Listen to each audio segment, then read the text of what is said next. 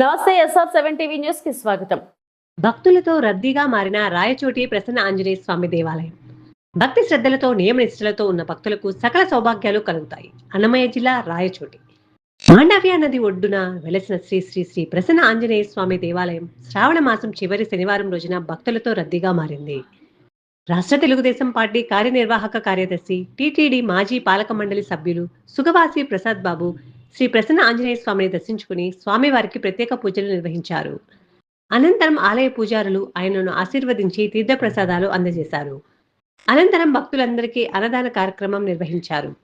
ఈ సందర్భంగా ఆలయ పూజారి శివబాలాజీ స్వామి మాట్లాడుతూ శ్రావణ శనివారం సందర్భంగా ఉదయం నుంచి స్వామివారికి పూజలు అభిషేకాలు నిర్వహించి స్వామివారిని భక్తుల దర్శనార్థము స్వామివారిని సర్వాంగ సుందరంగా అలంకరించామని, దాదాపు 1000 మంది భక్తులు స్వామివారిని దర్శించుకుని స్వామివారి కృపకు పాత్రులు అయ్యారని, స్వామివారిని దర్శించుకోవడం వలన కోరిన కోరికలు తీరుతాయని ఇక్కడ భక్తుల విశ్వాసమని తెలియజేశారు.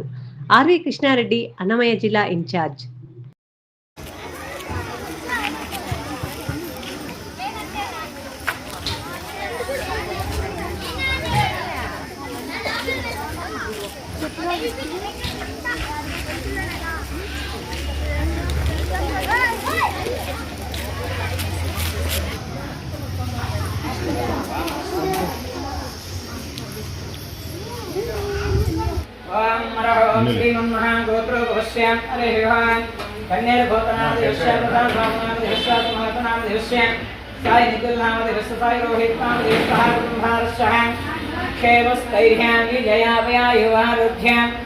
ऐश्वर्याभिवृद्धर्थं धर्मात्मकामोक्षां शिखोर्विधानपुरुषात्ताञ्जलिहाय नमः।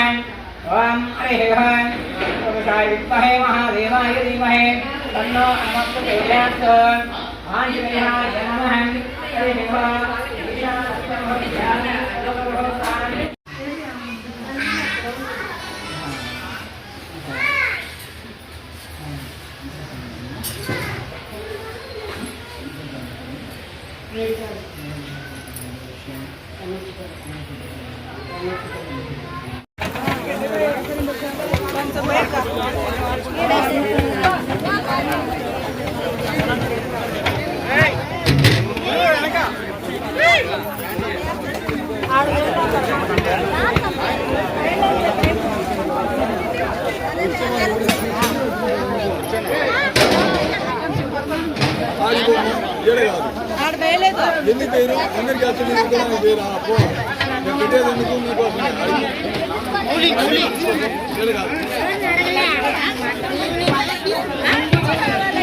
నమస్తే SF7 టీవీకి స్వాగతం.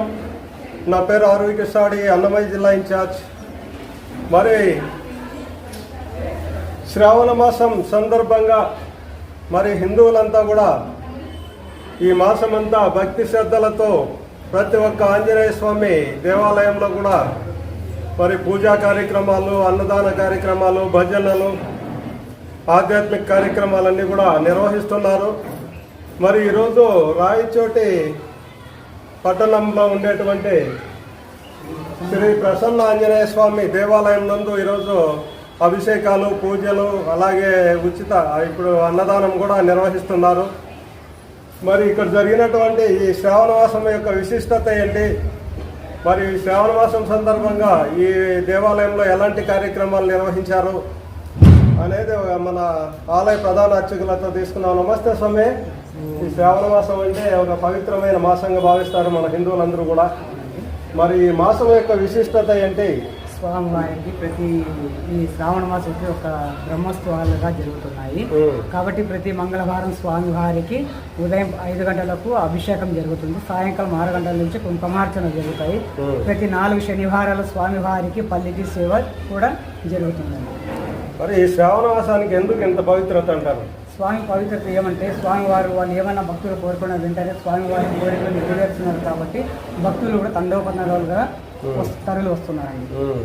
మరి భక్తులకు స్వామి ఆశీర్వాదం ఏ విధంగా ఉంటుందంటారు? స్వామి ఆశీర్వాదం ఈ మాసంలో స్వామి ఆశీర్వాదం ఎల్లప్పుడూ ప్రతి ఒక్క భక్తులకి ఉంటుందండి.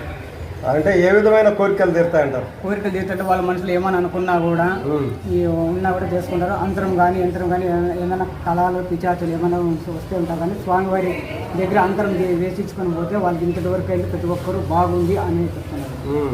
మరి ప్రజలు ఏ విధంగా ఈ మాసం అంతా కూడా మరి ఏ విధంగా పూజా కార్యక్రమాలు నిర్వహించారంటారు?